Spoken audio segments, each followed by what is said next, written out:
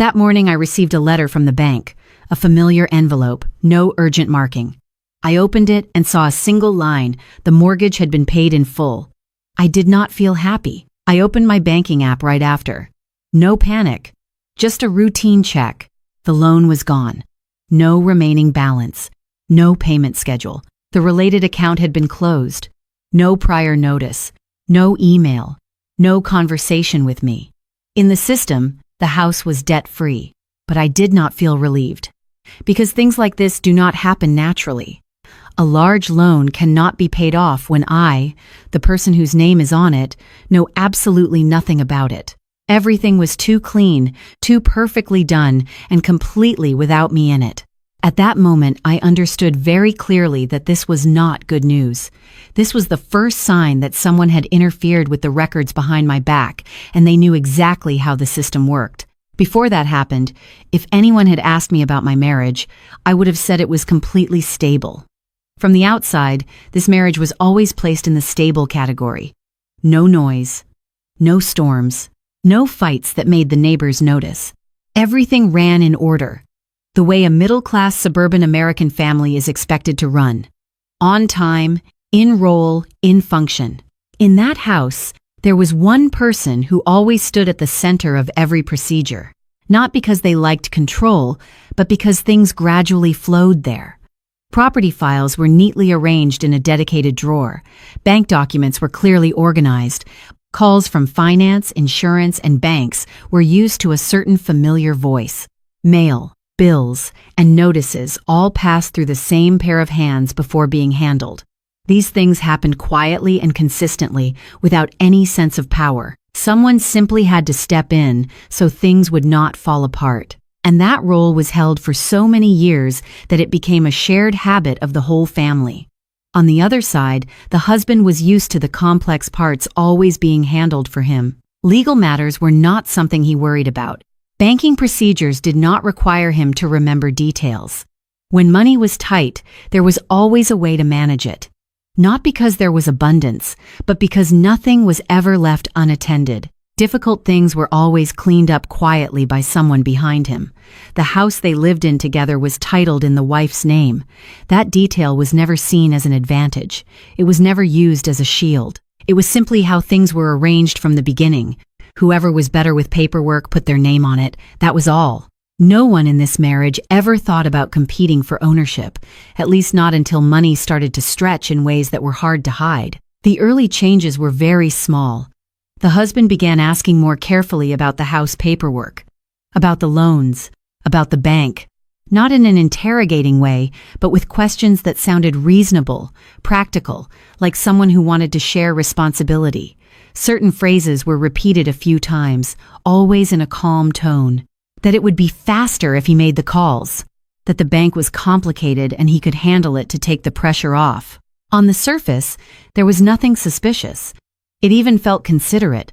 In a marriage that had run smoothly for many years, trust did not need to be spoken. It lived in habits, in not checking each other's emails, in not questioning every phone call, in not imagining that the person sitting across the dinner table every night could have a reason to do something hidden. And because of that trust, the small changes were not named right away.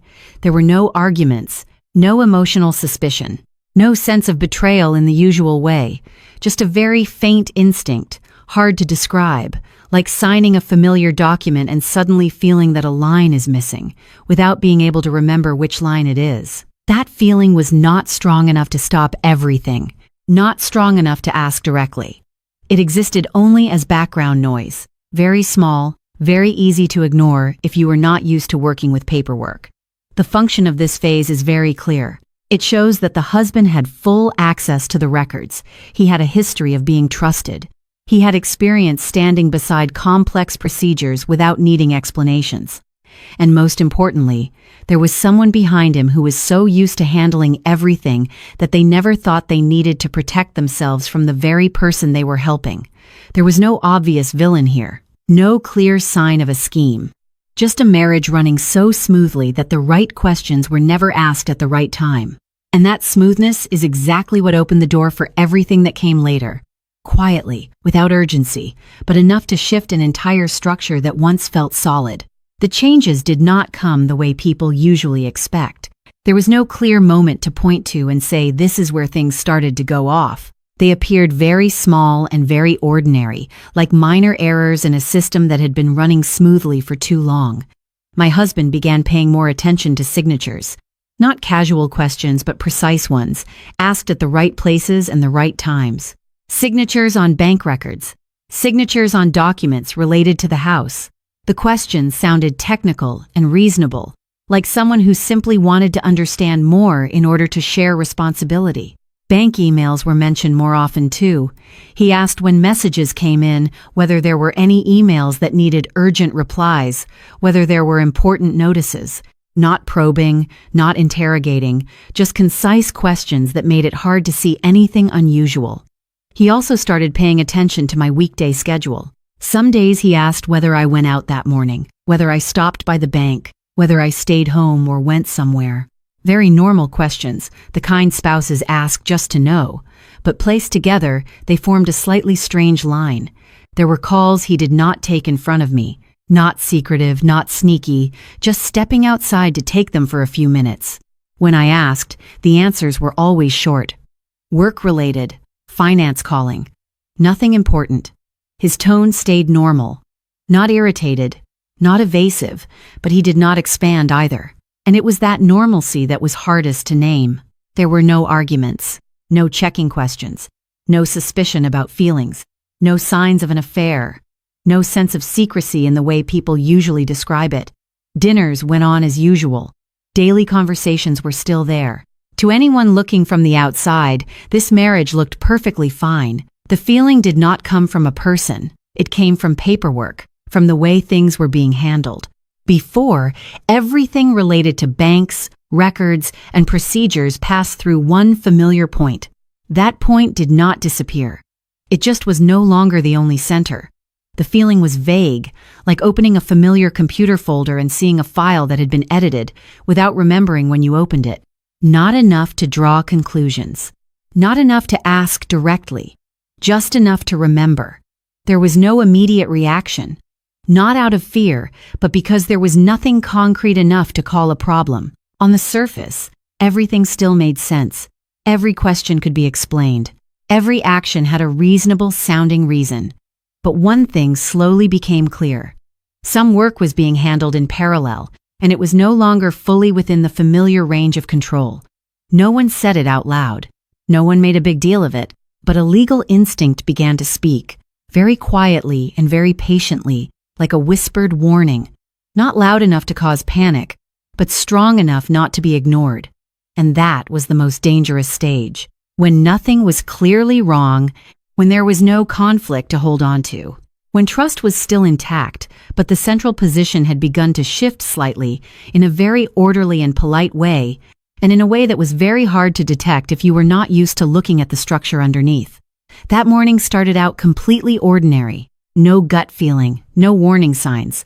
A morning like most others, coffee still hot, my phone on the kitchen counter, the mailbox opened out of habit before the workday began. The bank letter was there, a familiar envelope, a familiar logo. No red markings, no urgent notice.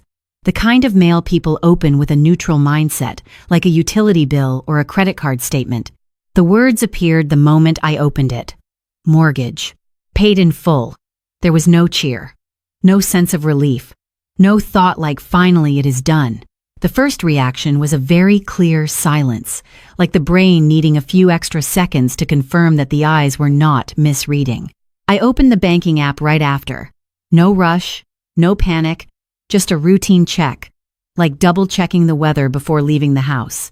The loan was no longer there. The balance was gone. The payment schedule no longer showed. The related account had been closed. No prior notice, no explanatory email, no preparation trail leading up to this. In a different story, this could have been a positive climax. A mortgage erased. A financial milestone many families take decades to reach. People would open champagne, or at least smile. Not here. The feeling was not joy, and not financial anxiety either. It was a distinct coldness spreading from my chest to my hands, like realizing a decision had just been made without me being in the room. Not because the debt disappeared, but because of how it disappeared. This was not a payoff to ease the burden. It felt like clearing a path, removing a lien to clean the file before moving forward. There was no familiar process, no discussion, no conversation like we are going to do this, none of the preparation that had always existed whenever major paperwork was involved. Everything was handled neatly, cleanly, perfectly by the book, and completely without the person who had always been at the center of those decisions. One thought surfaced clearly without needing much analysis. This was not a gift, not a good kind of surprise, and certainly not good news prepared for both of us. If this had been a gift, the giver would not have left out the person whose name was on it. If it were good news, it would not have arrived so quietly. This felt more like a final step, a stamp, a closing action carried out with precision. There was one small detail that could not be ignored. Everything worked, technically perfect. The paperwork moved smoothly. The system updated accurately. No errors, no glitches.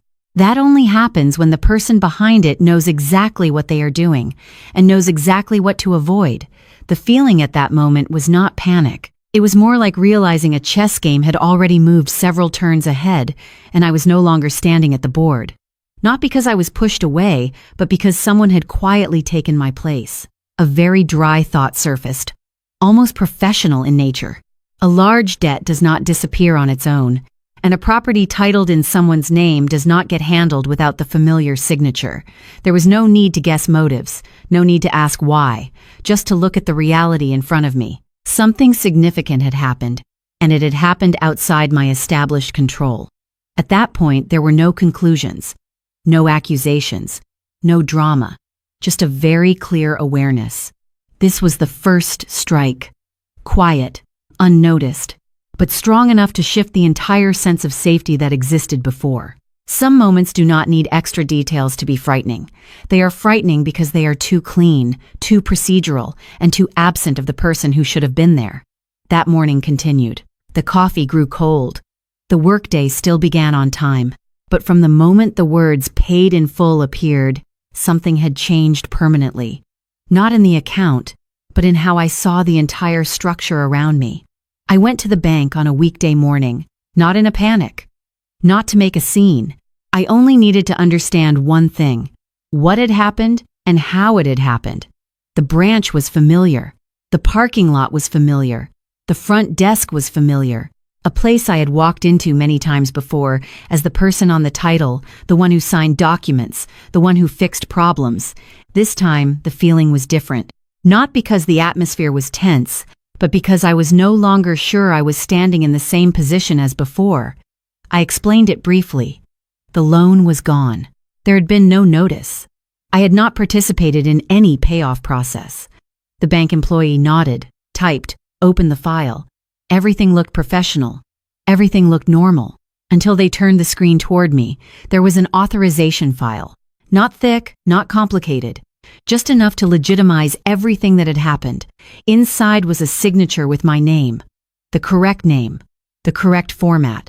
Convincing enough that a quick glance would not raise suspicion. But it was not my signature. I did not need long to know that. I had signed too many documents over the years. I knew my own handwriting, where I usually paused, where I stretched a line, and that signature did none of those things. The bank explained that the file had been notarized through RON, online notarization, a legal and convenient method widely used after the pandemic. It sounded modern. It sounded reasonable. I nodded. I did not argue. I did not debate. I only asked to see the full processing trail. The deeper we went, the more the details locked into place in a very cold way. There was an email address under my name, not the one I used, but close enough not to raise immediate suspicion. That email had received every notification from the bank throughout the process. There were access logs. They showed the actions coming from the home network, a detail precise enough to make the system pause and look closer. Not from an office, not from somewhere unfamiliar, from the place where I lived every day. A small detail, but too exact to be random. Documents had been sent to a familiar address, not received by me, not opened by me, but an address that one person in the household usually controlled when I was busy. Nothing was loud, there was no line labeled fraud, no red alert, just a sequence of actions carried out steadily, legally, and with intent. At that moment, it no longer felt like I was investigating an incident. I was seeing the structure of a plan, not a big plan, not one requiring many people, just one person who understood the system, understood habits, and understood that suspicion would not come immediately. What chilled me was not that the signature had been forged, but that it had been placed in exactly the right spot, at exactly the right time, in the same way I had always done it, as if someone had memorized my role and stepped onto the stage when I turned my back. There was no burst of anger, no emotional sense of betrayal. This was not a story about trust breaking in a marriage. It was a story about control, about who was holding the wheel when I thought it was me. I spoke very little during that meeting. I listened more. I noted more. Each confirmed detail was a piece clicking into its place. Nothing extra, nothing accidental. By then I understood clearly. This was not a mistake, not a misunderstanding of procedure, not someone helping and forgetting to tell me. This was a deliberate sequence of actions, planned, prepared, calculated. The bank talked about next steps, about opening an internal investigation, a very dry phrase, very American, but with a very clear meaning, the system beginning to look back at itself. I signed the statement confirming the signature was not mine. My hand did not shake. I did not hesitate. Everything moved cleanly, the same way I had handled other files for years. With one difference. This time, I was standing on the side that had been cut out of the process. When I left the bank, I did not feel shattered. I did not feel the need to call anyone right away. I only felt a strange clarity. So clear there was no room left for self-reassurance. Sometimes the most frightening thing is not discovering the truth, but realizing the truth had been there all along, and only now had the paperwork agreed to speak in place of people. I went to the county recorder's office the next day, not because I still had doubts, but because there was one thing that needed to be confirmed all the way through. The bank had shown me how everything was done. The land records would tell me what the real objective was. The recorder's office was in an old building, the kind of place where nothing dramatic happens. People submit paperwork, search records, stamp documents. Everything moves slowly, orderly, and precisely. I liked places like this. Paper doesn't lie there. It only records what was officially filed. I asked to pull the records on the house. The clerk nodded, typed a few lines, and printed a thin stack of papers. Not thick, but enough to change how I understood everything that had happened over the past few weeks. The satisfaction of mortgage had been recorded. The loan hadn't just disappeared from the banking app. It had been officially cleared from the property records. Stamp, date, fully valid. I wasn't surprised. This was the logical next step in the sequence I had already seen. I turned the page. Quitclaim deed. A very familiar document. Short, clean, often used to transfer ownership quickly between people with close relationships. The house had been transferred from me to my husband. My name was on the signature line. Again. And again. It was not my signature. No typos, no name errors, no gaps to argue over. The document was properly prepared, properly filed, and officially recorded. I sat there for a moment. Not to calm myself, but to be sure I was reading exactly what I thought I was reading. Then I asked about the transaction status. The clerk checked again and said it plainly. The escrow file was in pre-close. Not finished, but far along. Only a few technical steps left before funds would be released. That was when everything finally clicked into a complete picture. This wasn't about clearing debt to ease pressure. This wasn't a temporary fix. This was a full cycle plan. Pay off the loan, transfer ownership, move the property into escrow, prepare for sale, pull out the cash, finish everything before I could step back into my rightful position on the paperwork. The goal had never been to help me. The goal was to remove me from the records. Once my name was off the property, every question afterward would become slow, complicated, and hard to answer. What stood out was how none of this required me to appear in person. Just a signature with my name, a fake email, the right system. And the right timing. When I was busy. I didn't feel tricked in the usual victim sense. I didn't feel stupid. I didn't feel an explosion of anger. What I felt was the cold precision of an intention that had been thought through carefully, not rushed, not sloppy, and designed to leave very little trace unless someone looked closely. I asked a few procedural questions, not to argue, but to understand exactly where I stood. The clerk answered neutrally, the way they do with hundreds of files every day. When I left the recorder's office, I didn't feel the need to call anyone.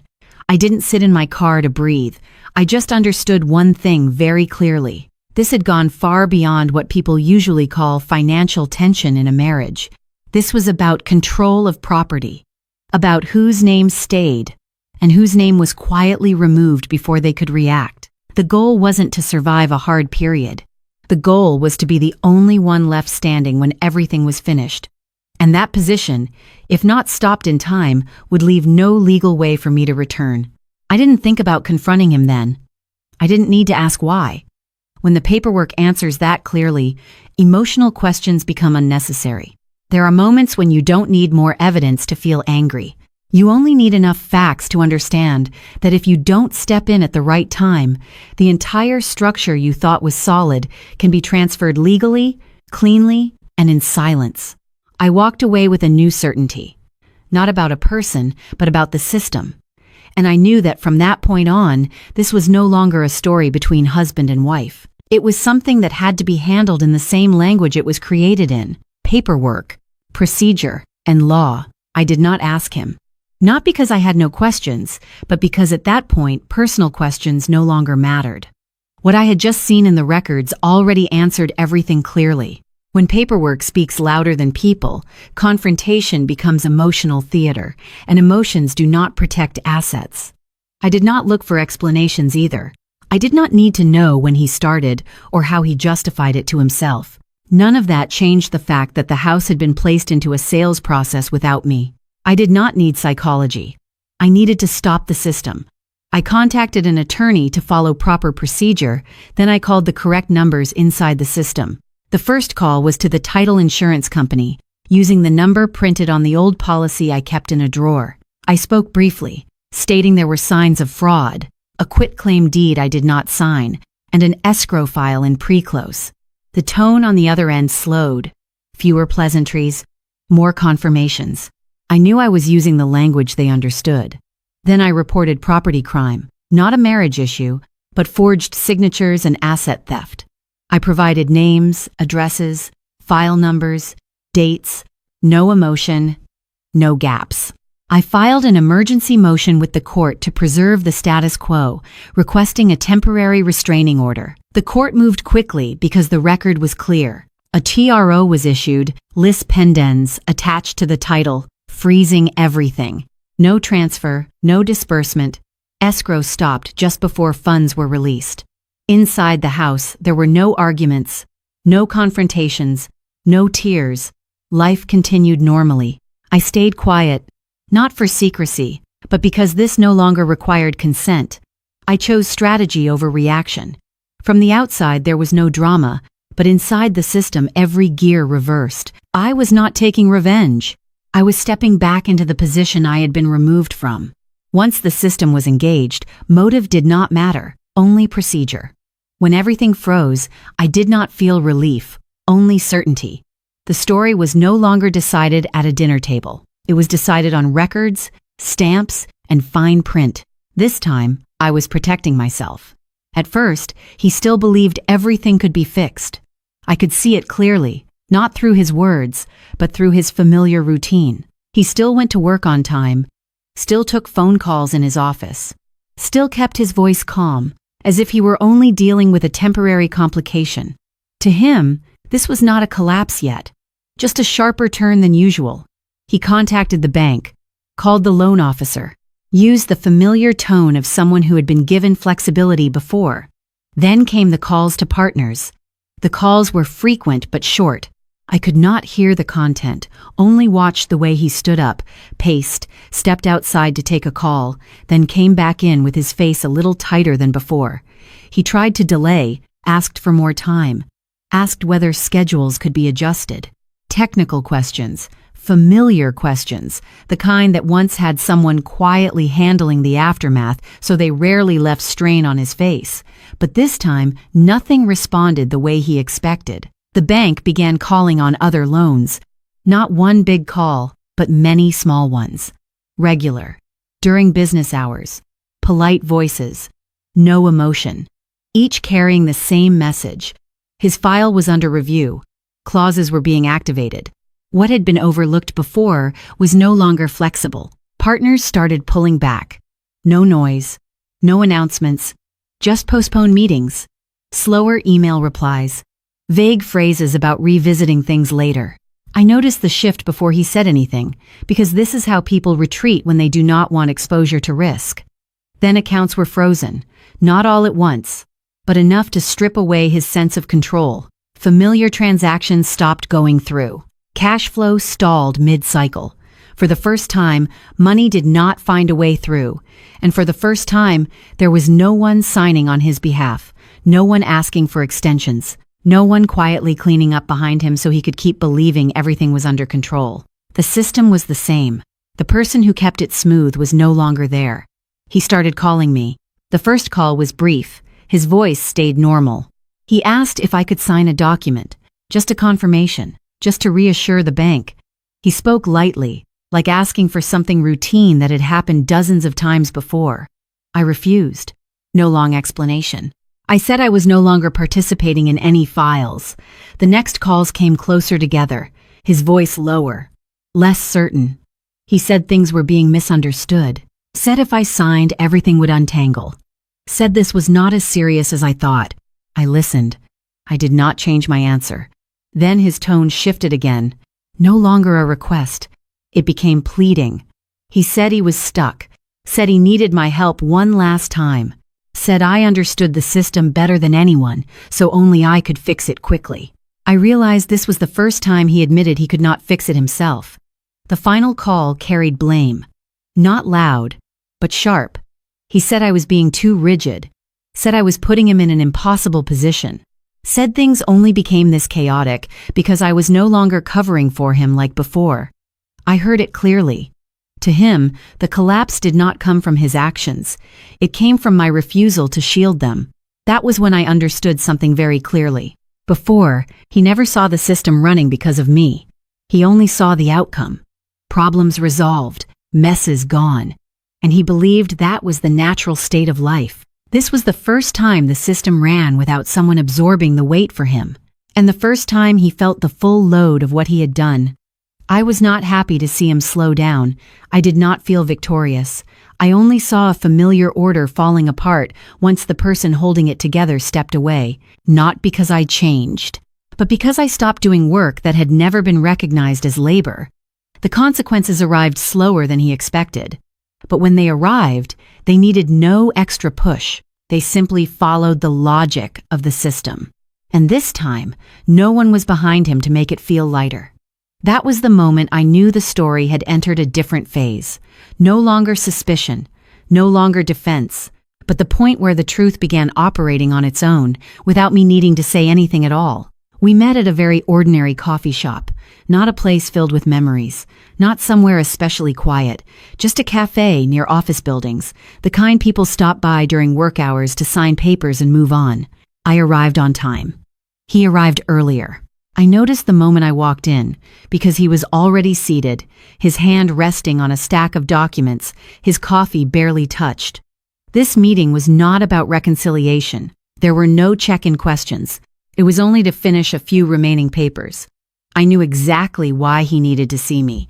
He needed my signature so the bank would ease up. Not to resolve everything, just to buy more time. He talked more than necessary. Much more. He explained that things had gone too far, that he never expected it to turn out like this, that some decisions were made under pressure. He talked about stress, about responsibility, about how he only wanted things to be more stable. His voice was not loud, not dramatic, but constant, as if speaking long enough would make the story reasonable. I listened. I did not interrupt. I did not react. I let him finish. Some parts I had already heard over the phone, some were new, but the feeling did not change. I was not angry. I did not feel pity. I only saw clearly that this was no longer a conversation between equals. This was someone trying to regain control that had slipped away. He slid the papers toward me, said it was just a confirmation. Nothing binding, nothing long-term. Just to reassure the bank. He used the same tone he always had. The tone of someone who believed everything would eventually be handled the way it always had been. I looked at the papers, then at him, and I said one sentence, calmly, I am not taking anything from you. I am only taking my name back on the documents. He went quiet. He did not argue right away. Maybe because he realized I was not negotiating. I pushed the papers back. I did not sign. I did not explain further. Everything had already been made clear. I stood up, gathered my bag, nodded politely as a final courtesy. I did not turn back to see his reaction, not because I was cold, but because I was no longer in a position where his emotions required my attention.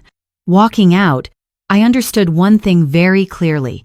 This meeting was not about winning or losing, not about who was right or wrong emotionally.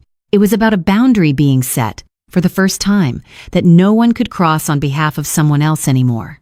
Once everything was activated, the rest required no emotion. It moved according to the system's rhythm. Slow, clear, and non-negotiable. I was not the one deciding the outcome. I was simply standing in the right place so the system could do its work. The Ron audit concluded not long after. There was no dramatic phone call, no long email, just a brief confirmation that the signature in the file was not mine. The online notarization trail was invalid. The authentication chain had been broken at multiple points. What had once been assembled carefully could not hold up when examined the right way. When the conclusion was issued, everything shifted into pure legal language. No one asked how I felt. No one needed further explanation from me. The file spoke for itself, and this time it spoke clearly. The case moved into criminal review. He was investigated and faced fraud charges, not for a technical mistake, but for a deliberate sequence of actions. His authority over the property was removed immediately. There was no flexibility left. What had once been handled through habit and relationships was now handled through clauses. The notary involved was suspended and later investigated further. I did not follow that part closely, not because I was generous, but because I did not need more detail to see the full picture. When one link is wrong, the entire chain must stop. That is principle, not emotion. The quitclaim deed was reversed. The satisfaction of mortgage was re-examined in full context. Escrow was formally closed. The house returned to its rightful owner. There was no key handover, no reclaiming moment. On paper, everything simply returned to its original position, as if something that had been pushed too far was placed back where it belonged. I did not celebrate, not because I was noble, but because there was nothing to celebrate. I did not defeat anyone. I simply did not lose myself.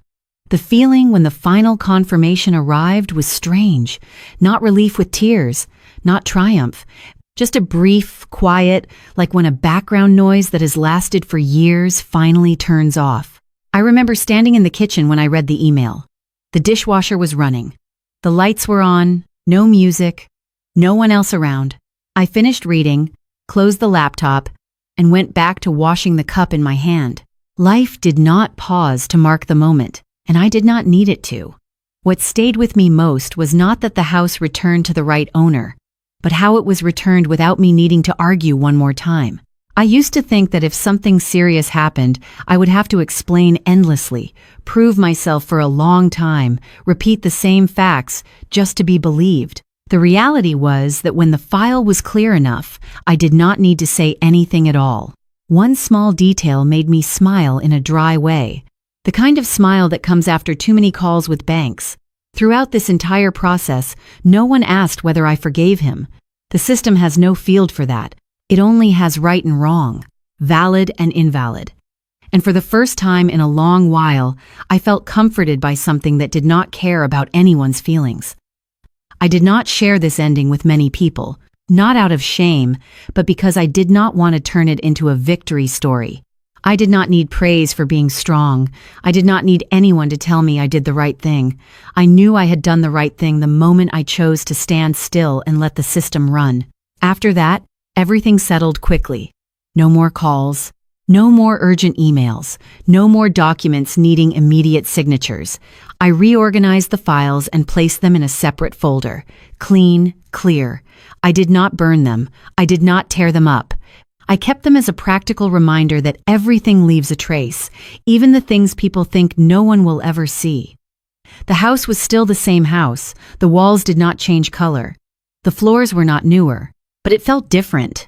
Not because I reclaimed something, but because I no longer stood inside a structure where my place could be erased by a few forged signatures. Justice in this story was not cold because it was cruel. It was cold because it did not need emotion to function.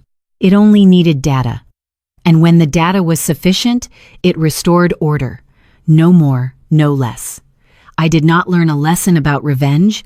I learned a lesson about position. When you stand in the right place, you do not need to shout to be heard.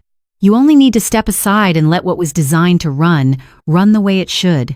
And then you realize there is no need to celebrate, because what is returned is not a victory, but the ordinary stability you should have always had the right to keep. I did not become wealthy after everything that happened. Life stayed the same. Going to work, paying bills, buying groceries, taking out the trash on Tuesday nights. Only one thing changed. I no longer carried that invisible tension in my body. I do not see this as a victory. I did not defeat anyone. I simply stepped out of a position I had been standing in for far too long. I am debt-free. Free from the responsibility of standing behind someone else. Free from the role of clearing the path for another person. And for the first time in many years, every decision, big or small, is mine.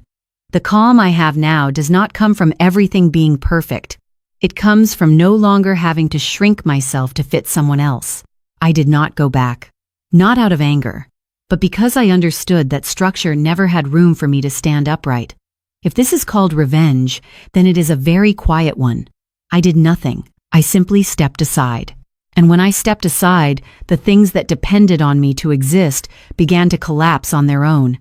My life now is not dazzling, but it is in the right place. And for me, that is enough. This is not a story about changing your life. It is a story about changing your position. When someone stops shielding, stops carrying the weight for others, stops maintaining order for someone else, the truth begins to operate on its own, slowly, quietly, but with precision. If you have ever stood inside a structure where staying peaceful required you to become smaller every day, leave me a comment and tell me where you are listening to this story from. I read them all.